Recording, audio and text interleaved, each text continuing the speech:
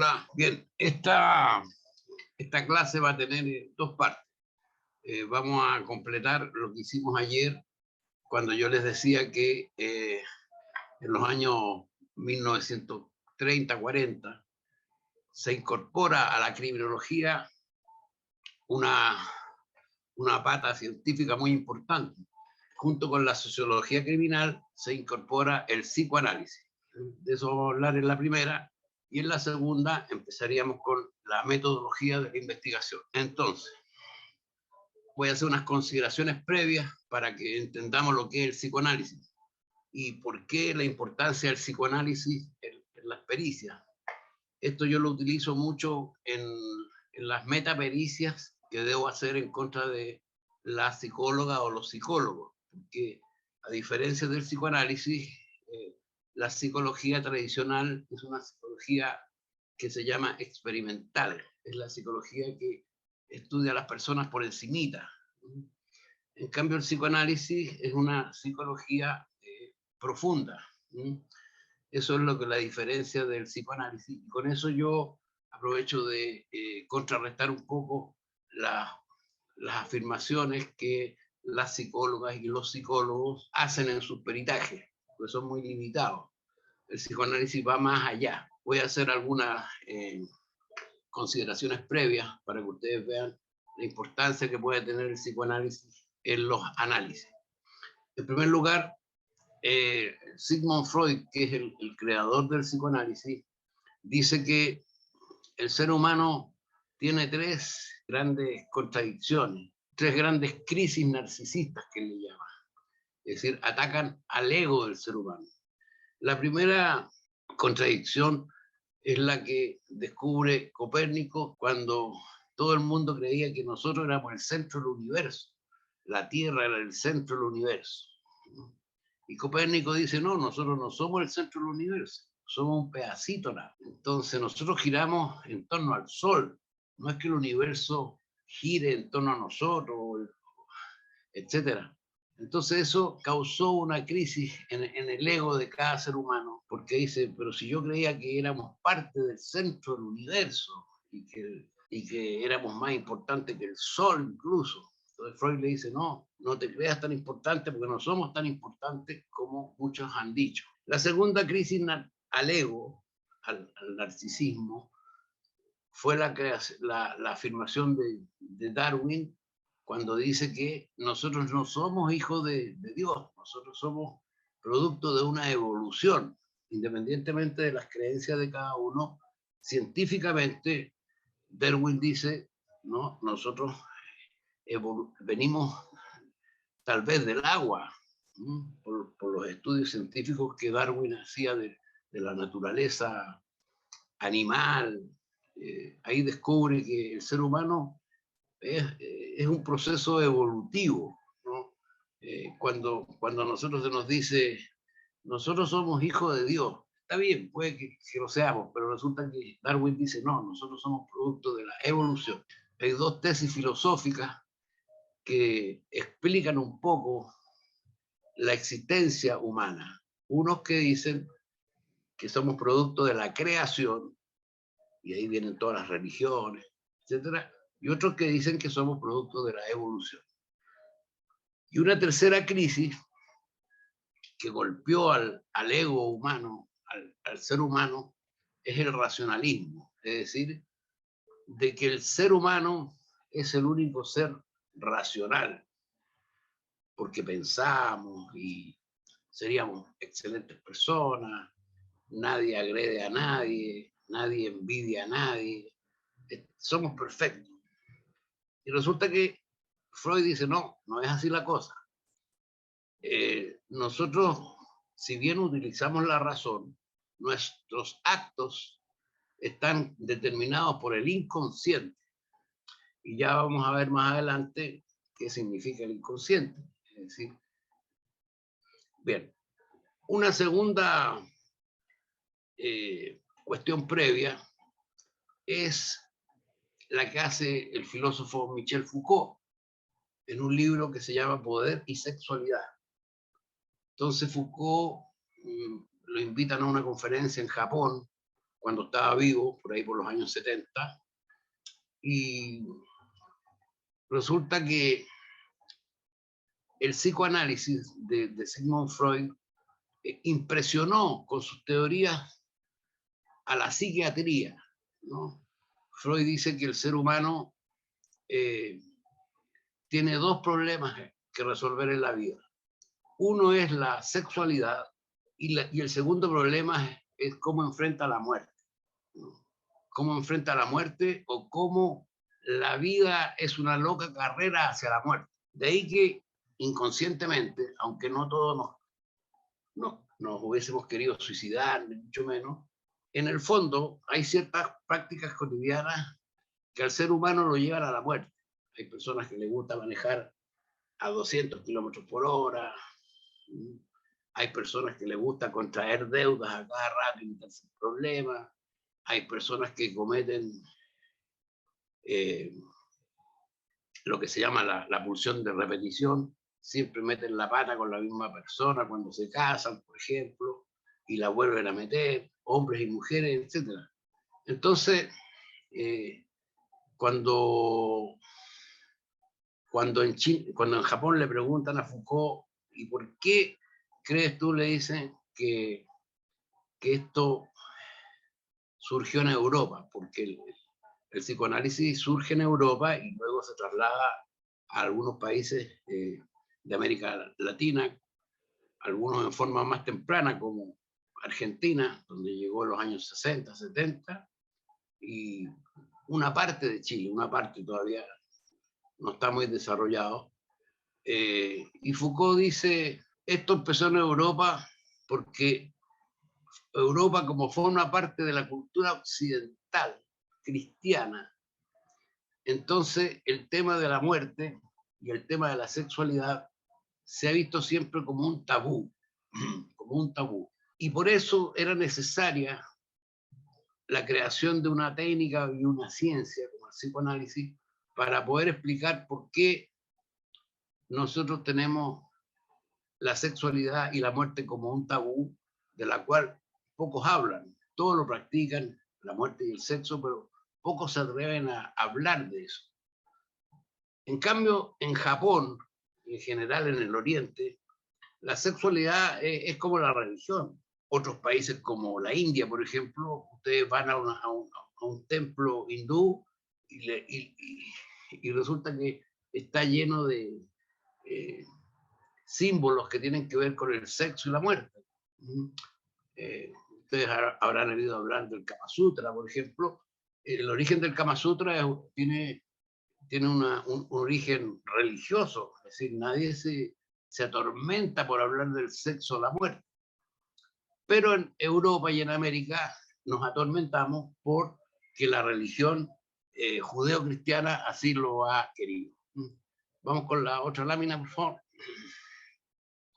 Bien, después aparece otro gran psicoanalista que se llama Jacques Lacan y dice que el inconsciente, lo que tenemos adentro, en realidad está estructurado como un lenguaje. Por lo tanto, lo que nosotros decimos no es lo que decimos de verdad, es lo que bien hablamos. Es decir, nadie habla lo que siente realmente.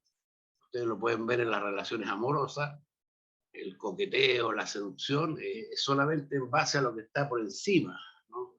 Pero nadie sabe lo que cada uno tiene dentro.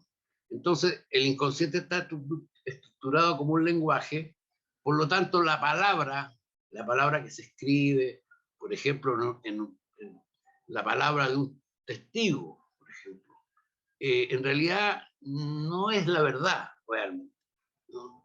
Y de ahí que es importante conocer esto, porque en algún momento a ustedes, como les recomendé ayer, pudiendo hacer una pericia colectiva, tal vez no tan colectiva, pero por lo menos entre dos personas, es más interesante que hacerla sola. Porque si ustedes encuentran, por ejemplo, un sociólogo que se junte con un psicoanalista, puede hacer un mejor informe que un sociólogo que lo haga solo, ¿no? Por lo tanto, el inconsciente, aquello que nadie conoce, porque no se dice lo que se habla, ni se escribe la verdad, se escribe, por ejemplo, si ustedes ven las demandas judiciales, sean civiles o penales, ustedes se van a dar cuenta que todas son cortadas y pegadas, ¿no? Es decir, cuando un abogado tiene que redactar algo, en realidad no redacta nada, corta y pega, se lo copia. Con la sentencia judicial es cuestión de revisar la sentencia, y la mayoría de los jueces también cortan y pegan, ¿no? Yo todavía no me imagino un juez estudiando 1000 causas o 2000 causas y sentenciando todos los meses, como que no tendría tiempo para descansar ni para dormir.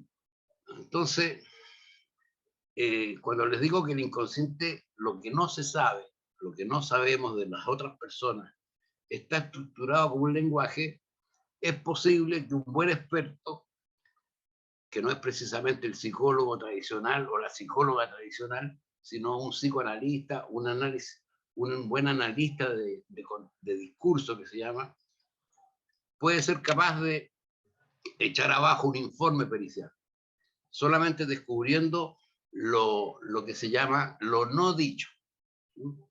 Que es lo importante, porque cuesta mucho que la gente diga lo que es. La gente escribe porque cree que la cosa es así, porque así nos lo enseñó la cultura. Nosotros cuando nacemos nos dan un baño en una tina que se llama cultura, ¿no? Y eso nosotros lo repetimos por los siglos de los siglos. Por eso que los abogados hablan mucho y se jactan mucho del derecho romano, de hace muchos siglos atrás, etcétera. Porque en realidad las cosas no han cambiado mucho, han cambiado algunas formas. Bien, vamos con la otra lámina, por favor. Bien, ahora bien, ¿qué pasa con el psicoanálisis? El psicoanálisis, cuando se crea, era una especie de instrumento clínico para tratar la neurosis, sobre todo la neurosis de la mujer. Pero si ustedes estudian o les interesa leer el tema del creador de esto, que es Freud, se van a dar cuenta que Freud se metió con la filosofía, se metió con la historia, se metió con la política, se metió con la economía, etc. Y Jacques Lacan, su continuador, se metió con la literatura, con el lenguaje, con la palabra. Y también se metió más a fondo que Freud con la criminología, ¿no? Se metió con la religión, con la moral, etc. Vamos por la otra. Ahora bien, ¿por qué es importante para la criminología el psicoanálisis? Aquí hay dos elementos. El señor que está en la foto es César Lombroso. Generalmente, si ustedes preguntan algo de criminología, la gente que conoce un poquito de esto le va a hablar, Lombroso, ¿no? Como que conociera mucho. Y en realidad Lombroso fue uno de los primeros médicos, ¿no? Los primeros médicos que el siglo XIX, el antepasado, se metió desde la medicina con el tema del delito, ¿no? Entonces, la gracia de Lombroso es que es primera vez que alguien, sin ser abogado, se mete con el tema criminal, ¿no? Pero, sin embargo, su aporte, según el psicoanálisis que vino después, fue limitado, ¿no? ¿Por qué? Porque lo que llaman la antropología criminal de Lombroso dice que el ser humano criminal, el delincuente, es una persona distinta, ¿no? Es decir, el que roba o el que quiere matar o el que quiere agredir es una persona diferente a las personas normales. El psicoanálisis responde a esto y dice, no, eso no es así. Porque el psicoanálisis estima que somos, en el fondo, en mayor o menor medida, todos somos antisociales, todos los seres humanos somos antisociales, lleguemos o no del paso al acto. Es decir, a veces a lo mejor puede que pensemos en matar a alguien, que lo odiemos por cualquier motivo, y no lo hagamos, pero solamente lo pensemos. Ya con eso basta para que el psicoanálisis considere que todos los seres humanos en el fondo somos agresivos cuando hay que hacerlo, que muchas veces envidiamos, etc. Y esto lo descubre Jacques Lacan cuando surge el siglo XX en la Primera Guerra Mundial. En la Primera Guerra Mundial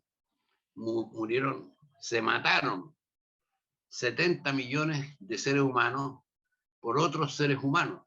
Es decir, hubo varios militares, de varios países que iban a la guerra a matar, en el nombre de cualquier excusa, en el nombre de la religión, en el nombre de la economía, en el nombre de la política, en el nombre de la geografía, etc. Pero se ponían uniforme, iban y mataban al que fuera. Eso, que es la negación del cristianismo y de la religión judeo-cristiana, fue practicada por muchas personas. Se destruyeron cualquier cantidad de propiedades, países, obras de arte, etc. Entonces, con eso el psicoanálisis explica que el ser humano es antisocial con cualquier excusa. Fíjense ustedes lo que está pasando en Rusia y Ucrania. Hay una excusa, los rusos tienen su excusa, no quieren que Ucrania entre a la OTAN, por ejemplo. Ellos tienen sus razones militares, ¿no? Dicen que Ucrania debe estar como una especie de cordón protector de Rusia frente a los países de Europa. Y los otros, los ucranianos, dicen que no, que ellos son buenas personas, que ellos quieren entrar a la OTAN, que no importa si pelean con los rusos, ¿no? Bueno, cualquier excusa no tiene nada que ver con buenas personas, ¿entiendes? Yo no creo que un artista, por ejemplo, un músico ucraniano, vaya a querer matar a un músico o a un artista ruso. Pero hay personas que se meten a la cosita que les gusta, las charreteras, las pistolas, los fusiles, qué sé yo, y quieren que le den una excusa para ir a matar a otro, ¿no? Y eso es lo que están haciendo entre estos dos países. Y esto ha sucedido durante toda la historia y la prehistoria del ser humano, ¿no? Entonces, si alguien piensa que somos racionales totalmente, yo creo que estamos un poquito equivocados, porque la práctica indica que no somos tan racionales, que si tenemos que matar, matamos. Ahora, perdón, podemos echarla un poquito la de atrás, por favor, para terminar. Entonces, al final, ¿cuál es la explicación del psicoanálisis frente al delito? Dice Freud que existiría gran cantidad de acciones criminales, muchas acciones criminales, que tienen una motivación inconsciente, muy diversa a la que la sociedad o el mismo delincuente perciben. Es decir, cuando la sociedad analiza a un delincuente y lo critica, lo más probable es que diga que es porque el delincuente, porque es drogadicto, ¿no? O si no, va a decir, el delincuente va a decir, bueno, yo maté porque tenía hambre. ¿No? Pero resulta que para el psicoanálisis hay motivaciones que ni siquiera el delincuente las conoce. Ya vamos a ver más adelante la influencia de la niñez, ¿no? Las relaciones con el padre o con la madre, pueden causar seres humanos con ciertas habilidades para cometer delitos.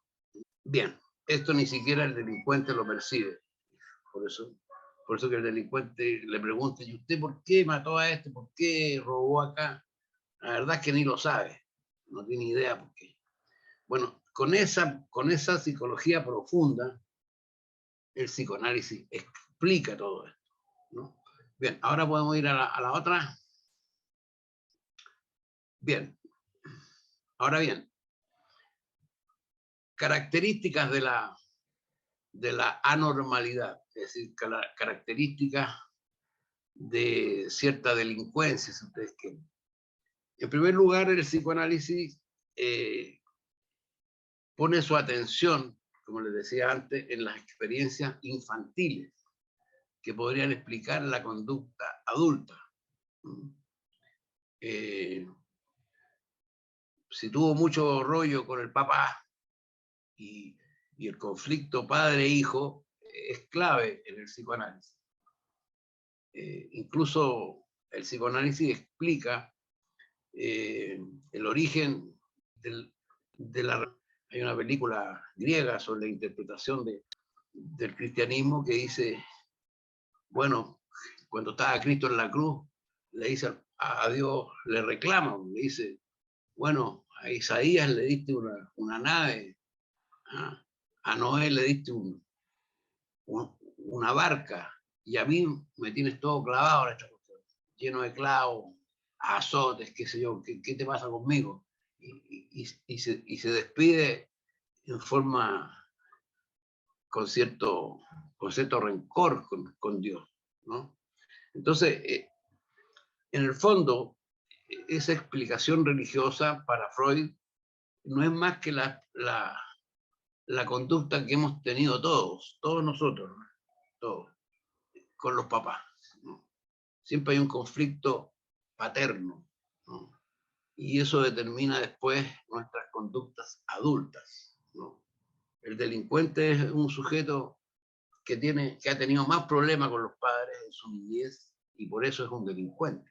No es que nació delincuente o se convirtió en delincuente por casualidad. Hay un motivo real y ese motivo es interesante incluirlo en los peritajes, porque eso podría determinar si la persona va a ser condenada a la cárcel, donde va a sufrir más, o se le aplican penas o medidas de seguridad, que se llaman. Seguridad que tiene que ver con la posibilidad de la reinserción social y de la rehabilitación. Entonces, en síntesis, los trastornos y las enfermedades mentales de los adultos no serían otra cosa que producto de los traumas de la infancia, ¿no? Entonces, esto nos lleva a una interrogante tradicional. Y podríamos hacer para darle a ustedes la palabra sobre una opinión. ¿Qué creen ustedes? ¿Que el delincuente nace delincuente o el delincuente se hace delincuente? Le doy la palabra unos minutos para que continuemos. ¿Quién quiere hablar, opinar sobre ese punto? Hola, Elaine por Hola, acá. hola. Hola, hola, ¿cómo estás? A ver, ¿cuál es la opinión? Yo creo que el delincuente se hace. Bien. Se hace en base a las vivencias, a la cultura que lo rodea, a su entorno familiar. También influye el entorno social, los vecinos, los amigos, la población en donde vive. Y muchas veces también la falta de oportunidades. Ya. Que uno dice, no, si las oportunidades hay, pero Ya. si no estás preparado para tomarlas, no sirven de nada de que estén ahí. Y Ya. por lo general estas personas crecen en ambientes bastante carentes de motivación, sin objetivo, están muy solos también, Perfecto. sufren mucho abandono, violencia. También, mira qué interesante. Oye, ayer hablábamos de uno de los elementos de la criminología que era el control social, ¿te acuerdas? Control social formal, es decir, los tribunales, la policía, qué sé yo, y el tribunal y el control social informal. Dentro del control social informal estaba la escuela y la familia. ¿Cómo crees tú que está la escuela en estos momentos para los niños y jóvenes? Buenas noches, don Marco, ¿me escucha? Sí, sí. Andrea Valenzuela por acá.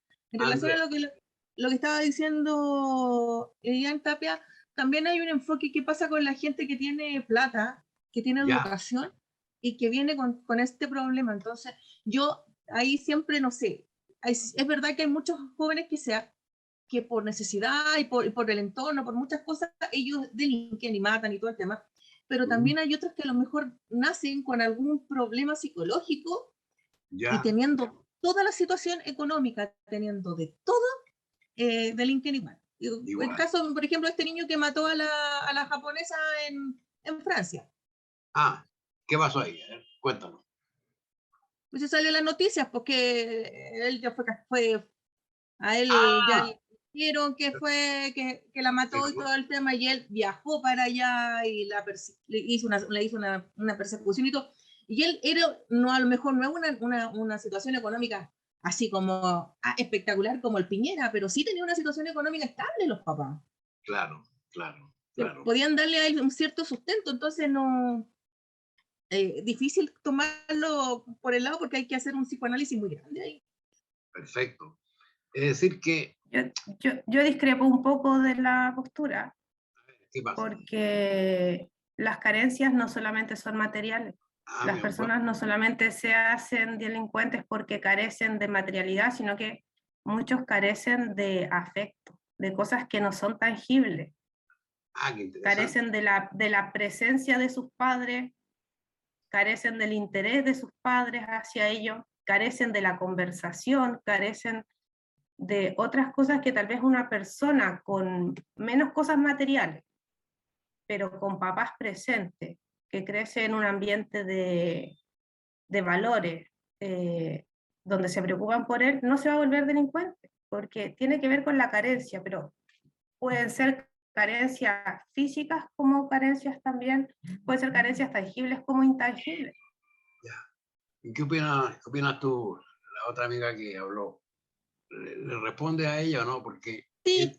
esto sirve, voy a hacer un paréntesis, esto sirve de estos conflictos, o por llamarlo de alguna forma conflictos, le sirven para practicar el peritaje judicial en un juicio, porque siempre hay un fiscal que trata a ustedes de reventarlo, ¿no? O un defensor público que los va a querer hacer pedazos.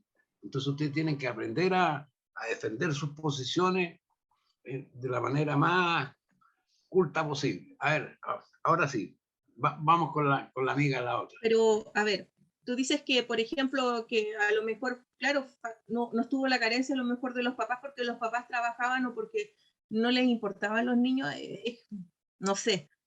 Yo he visto caso y caso, por eso lo digo, tanto de gente que no tiene plata a gente que tiene muchas lucas y que se preocupa y están encima de sus hijos, y los hijos salen tiros al aire, por no decir otra cosa. Ya. Marcos, por acá. Sí. Reinaldo. Sí. Reinaldo, ¿cómo estamos? Bien, buenas noches. Hola. Mira, yo creo que, no sé, pero tengo eso en la mente, que el delincuente nace y se hace. Porque creo que así como hay líderes, el líder nace y se hace también. El líder, por ejemplo, viene con esa de nacimiento, que viene con el tema de liderar, de niño, y ya se está cuando es grande, ya se va notando cuando lidera o es un líder. Y también se hacen, los preparan en la escuela, preparan a los líderes. Y creo que el delincuente también nace y se hace porque, bueno, ahí bien lo dijeron, ¿cierto? Se hace para el entorno social y todos estos temas. Se puede hacer un delincuente, pero también puede venir con temas, digamos, de conductas, digamos, no sé, conductas psicológicas que lo van a hacer ya de niño, incluso, digamos, la maldad que traen por dentro, ¿cierto? Y comienzan ya a delinquir de niños, porque vienen también, nacen así. O sea, ese es mi pensamiento, no sé si estoy equivocado, pero si estoy equivocado, bueno, acá estamos para aprender. Sí, no, solamente una pequeña observación para que no nos confundamos mucho sobre esta pregunta. En la criminología se hace una distinción entre la delincuencia común o convencional y la delincuencia no convencional. Yo le hago este aporte para que lo incorporen en la discusión, porque no es lo mismo el que sale a robarse una cartera porque necesita comprar droga que el corrupto. Uno pertenece a la delincuencia común, a los que agarran y aparecen en la tercera y en la televisión, y los otros forman parte de un crimen más organizado, si ustedes quieren. Esos son personas que manejan mucho dinero, viajan, lo pasan muy bien. Entonces, había que hacer esa distinción, ¿no? Porque muchas veces ustedes van a tener que hacer un informe en un caso de crimen organizado que no se le puede dar el mismo tratamiento de un caso de delincuencia común. ¿Qué opinan sobre eso ustedes? Sí, Andrea, de nuevo por acá. Hoy día en las noticias salió el caso, parece que hay de nuevo una estafa piramidal. A ver, cuéntanos. Sobre este tema de que la gente pone plata en una empresa y que le van a llegar después de cierto tiempo, empiezan 20 o 40% de ganancia, y ya había no sé cuánta gente apuntándose porque ya es una estafa, otra estafa más piramidal que de unas personas acá en Chile que le robaron a la gente. Y son de cuello y corbata. De cuello y corbata, perfecto. Son de cuello y corbata. Ahí está. Y a lo mejor son muy cultos, ¿ah? Porque tienen que saber economía. Sí, y tienen un tremendo edificio despampanante con cualquier cantidad de gente trabajando, entonces ahí es otro tema. Claro, entonces ahí son otras variables que tenemos que incorporar a los análisis. A nivel político, por ejemplo. Profesor, sí, dime, sí. Por acá, Mauricio Gutiérrez, Quique, sí. Compartirles brevemente una evidencia. Yo hace muchos años atrás tuve la oportunidad de estar en la cárcel del Manzano en Concepción. Ya. Hacía clases, no sabía mal. Qué bien. ¿Clases de qué hacías ahí? De prevención de riesgo. Prevención de riesgo. Claro, bien. Porque ellos tenían unos talleres que eran un colegio básico y medio, y ya, para optar a los beneficios intra y extra penitenciarios, ellos tenían para demostrar buena conducta que asistir a clases. Ya. Entonces, siempre se da la oportunidad de conversar con ellos y era muy interesante. Y yo coincido con lo que dijo la compañera Gillian, perdón, nunca le podía decir el nombre, donde ellos manifestaban el tema de las carencias afectivas básicamente en su niñez.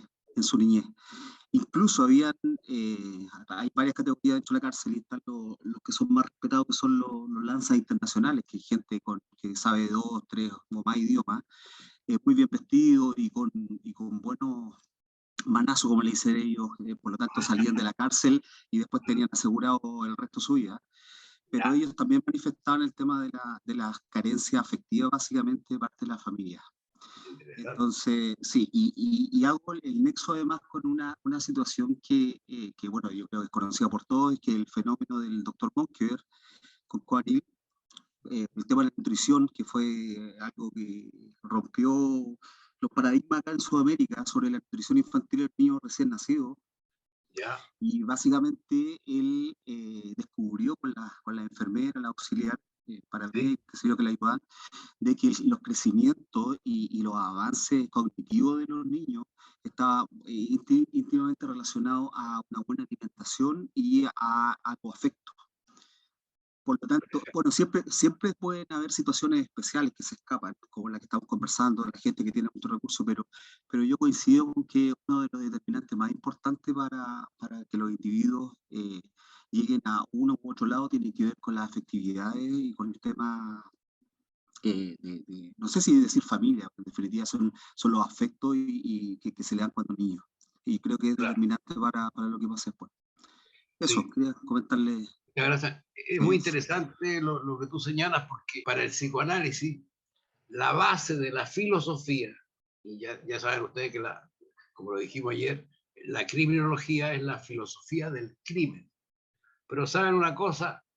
La base de la filosofía, ¿saben cuál creen ustedes que es la base de la filosofía? El amor. Esa es la base. Todos los filósofos que hemos conocido a través de la historia, desde Platón, Aristóteles, Nietzsche, y los más actuales como Michel Foucault, etcétera, parten de la base de que el gran problema del ser humano, y por eso lo que estamos viendo ahora con psicoanálisis y Freud y Lacan, se preocupa por el problema de la sensualidad, básicamente, y el camino hacia la muerte, que son los dos grandes problemas que tiene todo ser humano, hombre y mujer.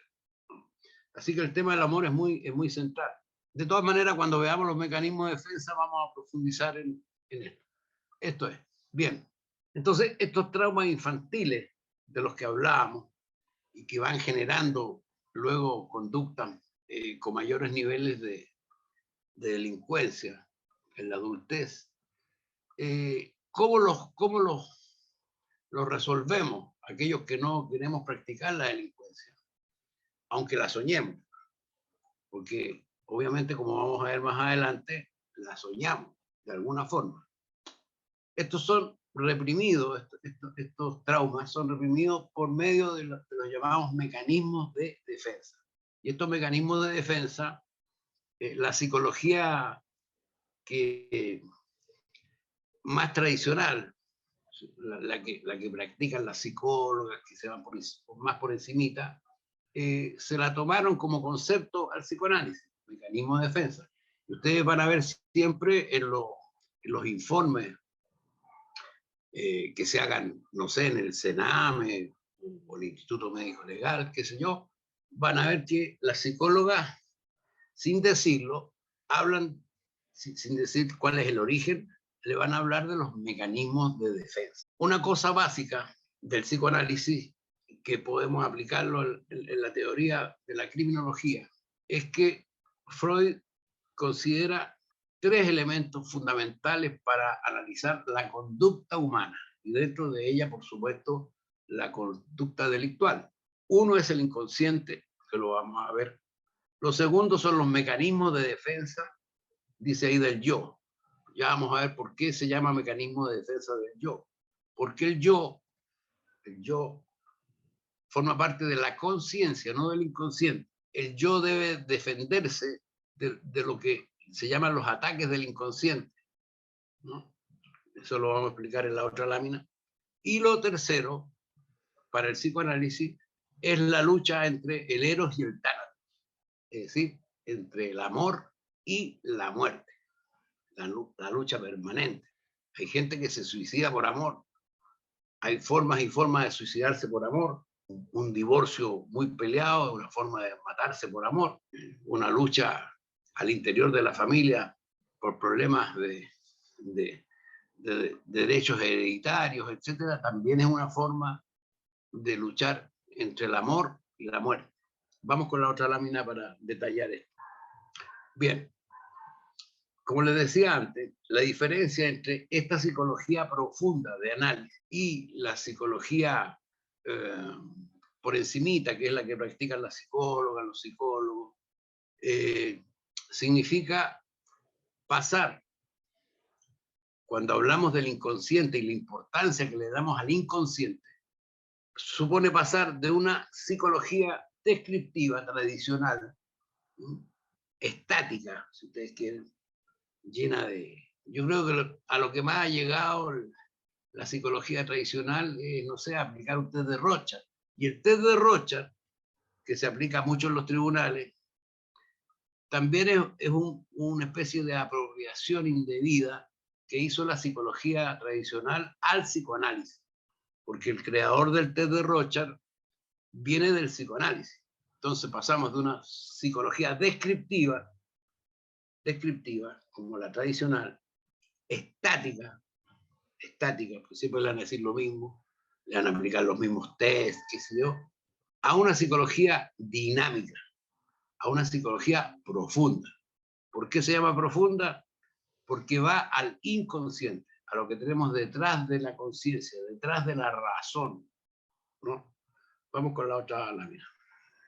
Según Freud, como dice la lámina, la gran, si ustedes quieren, el gran origen que nutre al inconsciente son, aquí dice, pulsiones sexuales y de muerte. ¿Por qué pulsiones?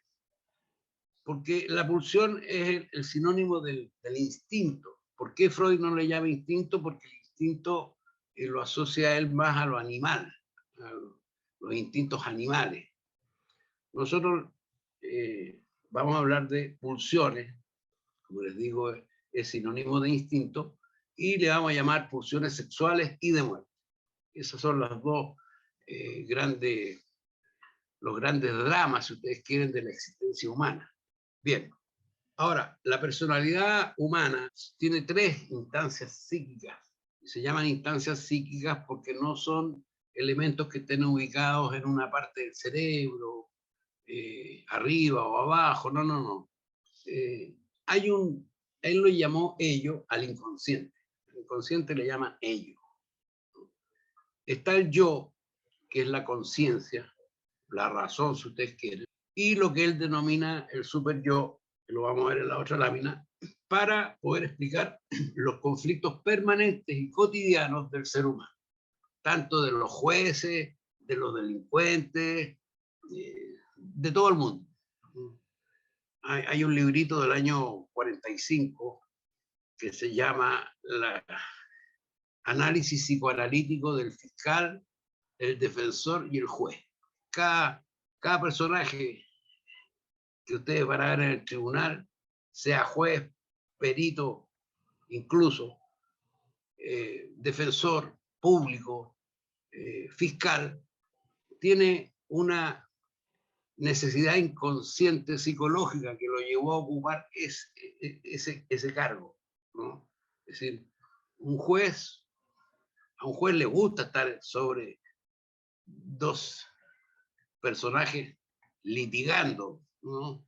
A ver, dime tú, ¿cómo me convences más? A ver, responde tú, qué sé yo, etc. La conducta es, por lo tanto, producto de esta interacción entre el inconsciente, el ello, el yo y el superyo. Freud lo llamó la topología mental. Vamos con la otra lámina. Ahora vamos a ver cuál es el rol de cada uno de estos elementos. El inconsciente o ello, el yo y el superyo.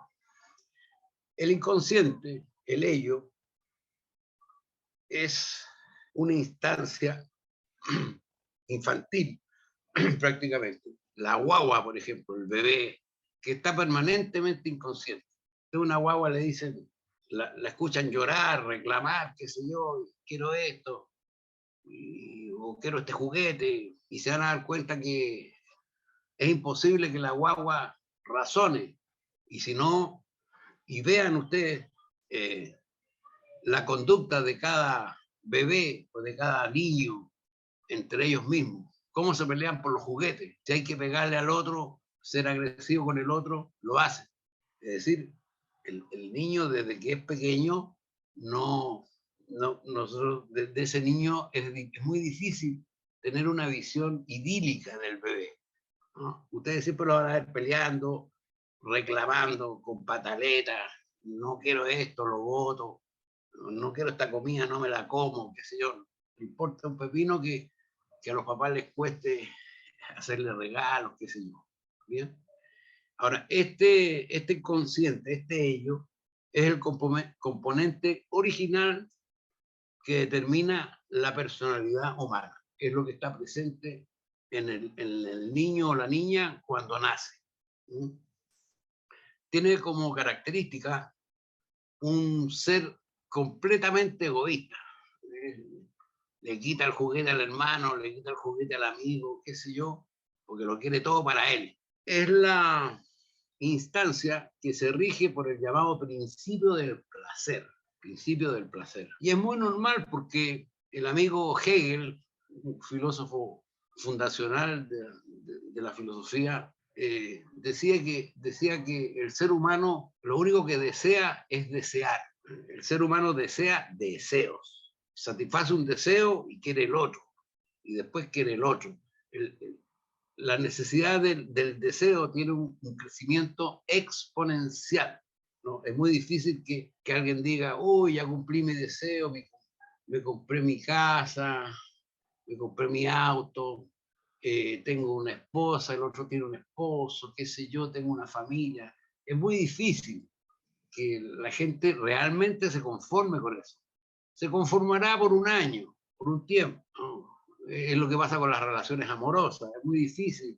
Yo todavía no conozco, salvo por cuestiones formales, pero todavía no conozco en los tribunales una pareja que se haya mantenido por 50 años juntos y no haya mirado para ningún lado y que solamente se haya dedicado a pensar en su pareja y en sus hijos, y solo eso, o ir a misa, qué sé yo.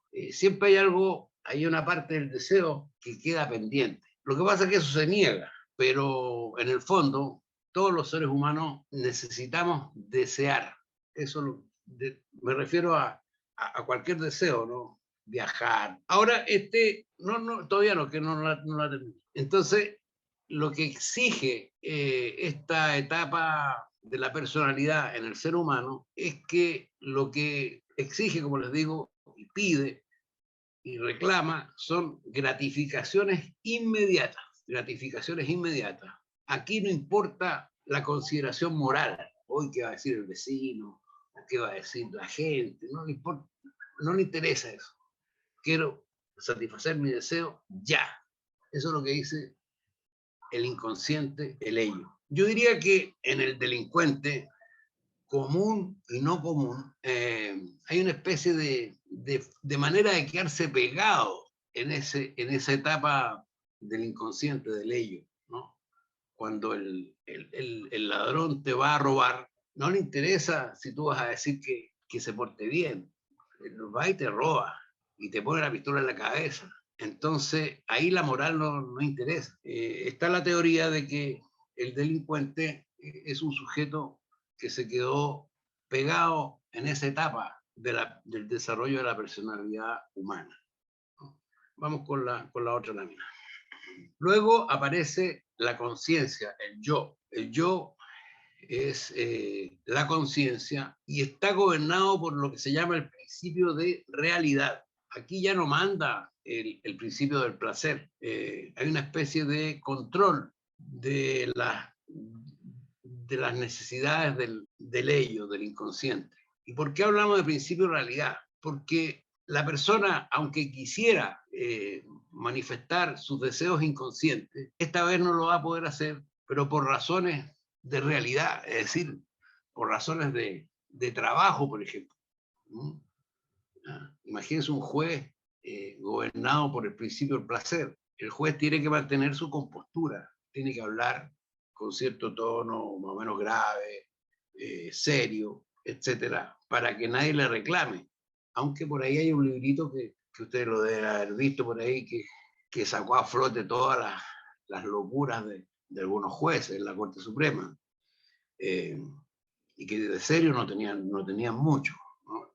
Pero ante la opinión pública, el juez, incluso el fiscal o el defensor, tiene que mantener escondido el inconsciente, los deseos inconscientes, los tiene que mantener escondidos porque le interesa mantenerlos escondidos. No es que los quiera tener escondidos, es que le interesa para conservar la pega o para conservar el estudio o para conservar un cierto rol dentro de la sociedad. Tiene que aparentar eso. Por supuesto que eso se cae cuando la gente se toma su trago. Ahí ustedes van a ver la diferencia radical entre una persona con trago, donde muestra toda su verdadera personalidad y su inconsciente, y la persona sin trago. Ahí actúa que es muy serio, qué sé yo. De paso, la seriedad para el psicoanálisis no es ninguna virtud. Es decir, lo único serio son los animales porque no se pueden reír. salvo la llena por una cuestión nerviosa. Pero si alguien dice, oye, esta persona es muy seria, no se ríe nunca, es muy buena persona, ahí el psicoanálisis desconfía. Esa persona tiene un problema, está escondiendo algo, porque el ser humano necesita la risa, necesita el chiste, y ya vamos a ver por qué más adelante.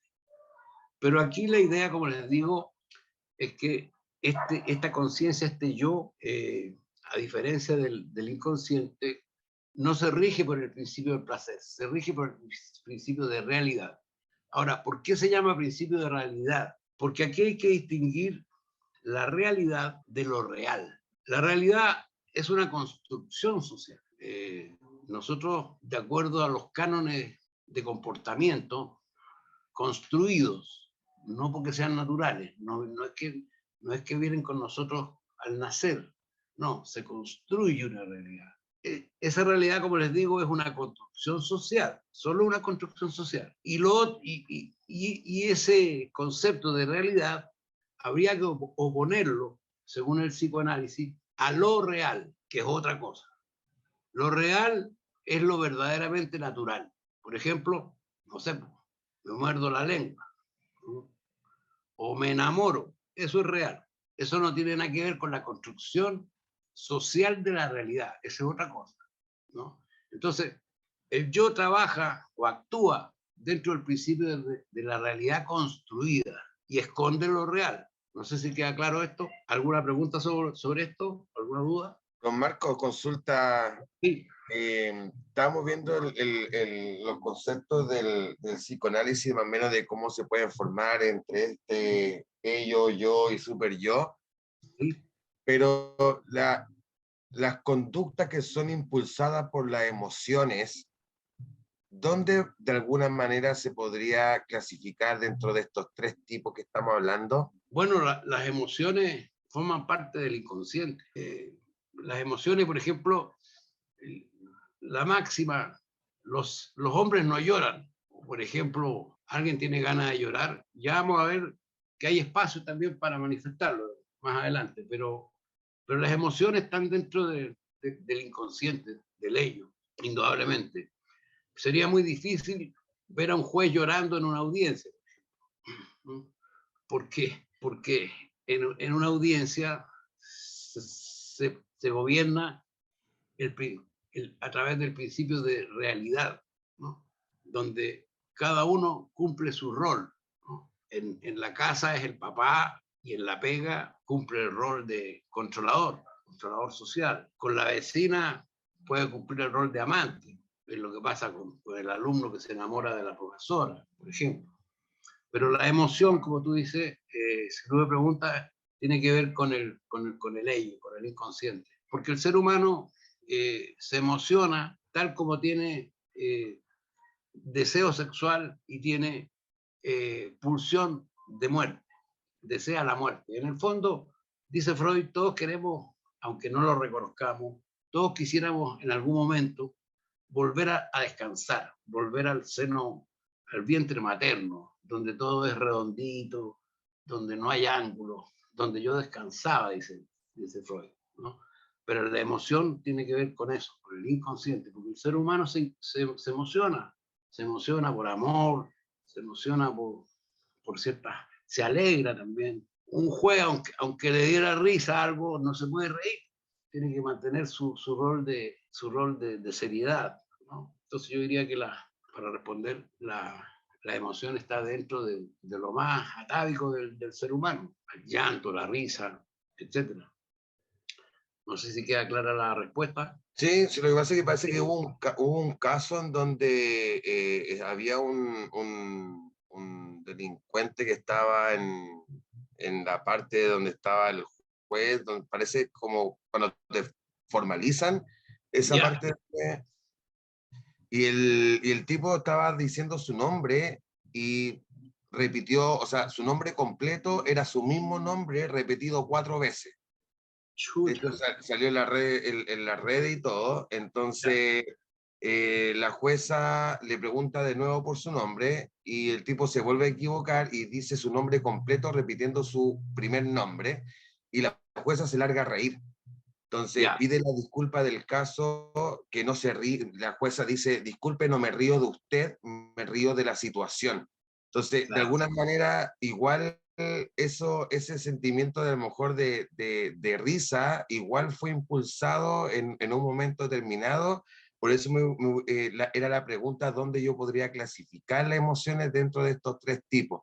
Porque me abordé de ese ejemplo como para poder clasificarlo nomás.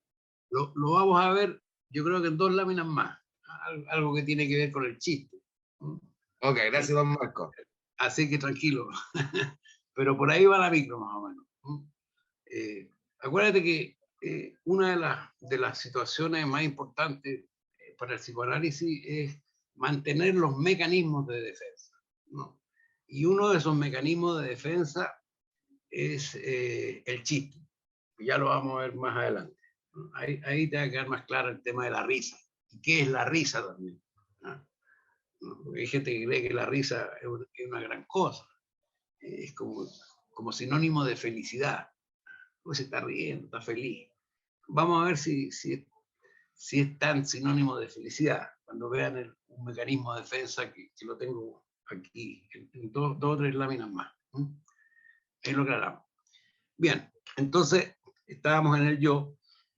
El yo, a diferencia del ello, del inconsciente, de la pulsión de apoderamiento, la pulsión egoísta, el yo representa la razón, la reflexión, en oposición al ello o al inconsciente, donde se contienen las pasiones.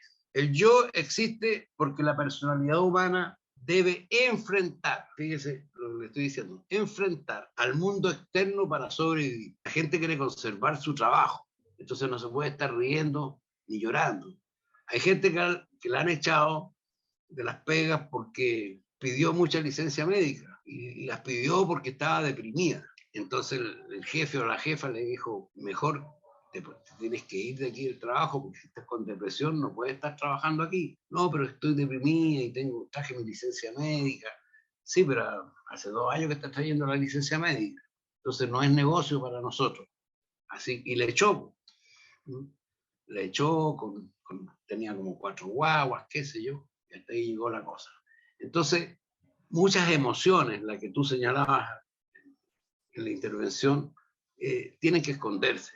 Y yo creo que el esconder las emociones es gran causa de la infelicidad humana, ¿no? Y yo creo que el delincuente en el fondo es una persona muy infeliz, ¿no? Yo que ejerzo el derecho penal y me tocó defender en algún tiempo delincuentes comunes, qué sé yo, los tipos decían, pero imagínense todo lo que sufro yo cuando voy a cometer un delito. Y realmente sufren. No pueden tener una vida muy, muy normal, andan medio escondidos porque lo andan buscando, qué sé yo. Es complicado. Bien, entonces las decisiones del yo son realistas, por lo que le dije de la realidad. La realidad es una construcción que impone ciertos convencionalismos sociales, la seriedad, no te rías, no te emociones, no te deprimas, el trabajo le hace bien al hombre, el trabajo libera al ser humano, etc. Entonces, a la gente le han metido tantas cosas en la cabeza a través de estas construcciones sociales de la realidad que la persona no puede manifestar las emociones del inconsciente. Bien, vamos con la otra lámina, por favor. Bien, y por último, la última instancia de esta topología humana del cerebro, no del cerebro, sino de la personalidad humana, es el super yo. ¿Qué es el super yo? Es la fase moral del individuo. Pórtese bien, no haga esto, llegue a la hora, tome sus vacaciones aunque no las quiera tomar, cásese, qué sé yo, 1000 cosas.